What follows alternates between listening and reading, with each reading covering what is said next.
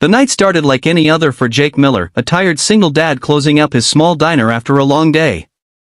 He wiped down the counter, humming softly to a tune playing from an old radio, thinking about how he'd finally get home to tuck his little daughter, Emily, into bed. The streets were quiet, the smell of coffee lingered, and all seemed peaceful, until the door slammed open and chaos walked in. A man in a ski mask burst inside, waving a gun. The cash register drawer flew open, bills scattering like frightened birds. But in that moment of panic, while customers ducked behind tables and someone screamed, Jake did something no one expected. He stayed calm. He didn't yell. He didn't fight. He just looked at the man, eyes soft, voice steady, and said something that changed both of their lives forever. Before we get into this powerful story, don't forget to hit that subscribe button, give this video a like, and share your thoughts in the comments below. You're watching Your Channel Name, where we bring you real stories that remind us how kindness still has the power to change the world. Jake had owned Miller's Diner for 5 years. It wasn't fancy, but it was his dream. He started it after his wife passed away, trying to build something for Emily, his 6-year-old daughter who still asked sometimes when mommy was coming back. Life hadn't been easy. Between juggling bills, parenting alone, and trying to smile through exhaustion, Jake had learned one thing: when life gets hard, kindness matters even more. That night, the diner had only 2 customers left: an older woman eating pie and a man in a suit sitting by the window, typing on his laptop. Jake didn't know that man's name, but he'd noticed him before. He'd come in a few times that week, always quiet, always watching. When the robber stormed in, shouting for everyone to get down, Jake's heart raced. But instead of reacting with fear, something inside him clicked. Maybe it was years of being a dad, maybe it was the compassion that came from knowing pain too well. He raised his hand slowly and said, "Hey, it's okay. No one's gonna get hurt. You can take the money. Just breathe." The robber's hands were trembling. He couldn't have been more than 25. His voice cracked as he demanded cash, his eyes darting around like a trapped animal. Jake could see the fear beneath the anger. He filled a paper bag with the money, then gently placed it on the counter. "Here," Jake said softly. "But you look hungry. You want something to eat before you go?" The room froze. The woman behind the counter gasped. The man in the suit lifted his head. The robber blinked. "What?" "I said, you hungry? I got a burger still hot on the grill." "You can take it to go," Jake said, still calm, still steady. The robber didn't know what to do with that kind of kindness. For a moment, his shaking stopped. His lip trembled. He looked at Jake, really looked at him, then slowly lowered the gun. "Why are you being nice to me?" he asked.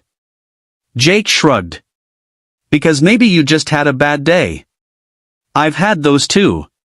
For a moment, time hung in the air.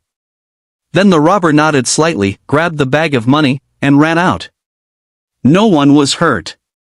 The police came later, but by then, the stranger in the suit had already left, though not before slipping a business card under the cash register. Jake didn't think much of it. He gave his statement to the cops, checked on his customers, and finally drove home. He didn't know that the man in the suit had seen everything. And that man wasn't just any customer, he was Richard Hale, the CEO of a major security company in the city. The next morning, Jake dropped Emily off at school and headed back to the diner. When he arrived, there were reporters outside. Cameras. Microphones. Flashing lights. Confused, he pushed through the crowd and saw Richard standing there. "Mr. Miller," Richard said with a smile, "you don't know me, but last night I was sitting in your diner. I saw everything." Jake looked puzzled. "Everything?" Richard nodded. "The way you handled that man, you didn't just save your customers. You showed more courage and compassion than most people ever could." Jake rubbed the back of his neck. "I just didn't want anyone hurt." Richard smiled again, this time softer. "That's exactly why you're special." He explained that the diner's security camera footage had captured the entire event and Richard's company had shared it, with Jake's permission, as part of a campaign about calm leadership and empathy. Overnight, the video went viral. Millions of people watched as Jake, a humble single dad, faced danger not with violence, but with kindness. The internet exploded with messages. Some called him a hero. Others said he gave them hope in humanity again. Jake didn't know how to handle the attention. He wasn't looking for fame, he just wanted to make enough money to buy Emily a new bike for her birthday. But Richard had another idea. He invited Jake to his company headquarters a week later. As Jake walked into the tall glass building, he felt small, like a diner cook who didn't belong in a place filled with marble floors and expensive suits. But when he saw Richard waiting for him, smiling proudly, he relaxed.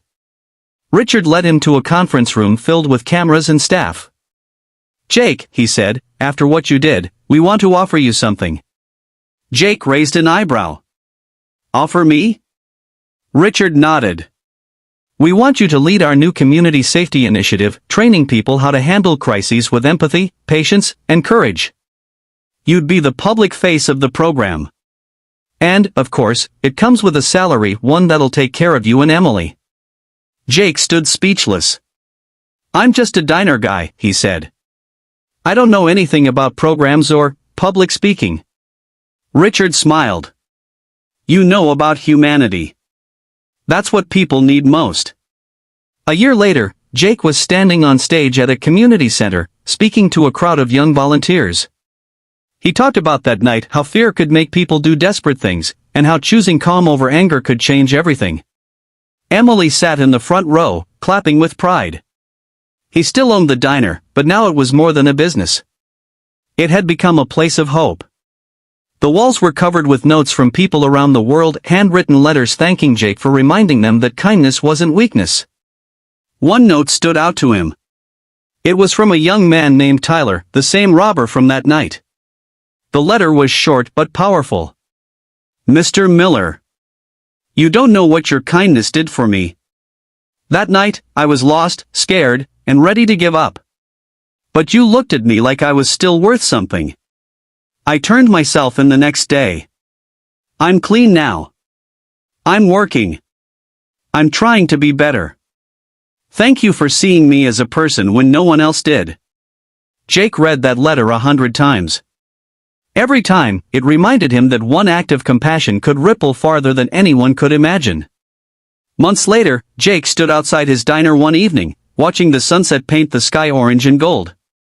Emily ran up beside him, holding his hand. "Daddy," she said, "Mommy would be proud of you." He smiled, eyes glistening. "I hope so, sweetheart. I just did what I thought was right." At that moment, Richard walked up with a camera crew. "Jake," he said, "we're expanding the program nationwide. We're calling it the Miller Initiative because it started with you." Jake's jaw dropped. "You're serious?" Richard nodded. "You didn't just stay calm in a robbery. You reminded the world that kindness is power. That's something worth spreading." As the years passed, Jake's story continued to inspire millions. Schools taught the Miller method, using compassion and composure to diffuse conflict. People all over America wrote about how his story changed the way they treated others. And Jake? He kept serving coffee with a smile, greeting everyone who walked through his diner door as if they were old friends. Because deep down, he knew something simple yet profound: you never know whose life you might change just by being kind. In the end, the world didn't remember Jake Miller as a man who faced a robber. They remembered him as the man who faced hate with grace, fear with calm, and danger with love. So if you ever find yourself in a moment of anger, fear, or judgment, think of Jake. Think of how one quiet voice of kindness can silence chaos. Because sometimes, the most powerful thing you can do is simply stay calm and choose compassion. Thank you for watching this story. If it touched your heart, don't forget to subscribe, like, and share this video so more people can be inspired to spread kindness every day. You've been watching your channel name, where real stories remind us that kindness is the greatest strength of all.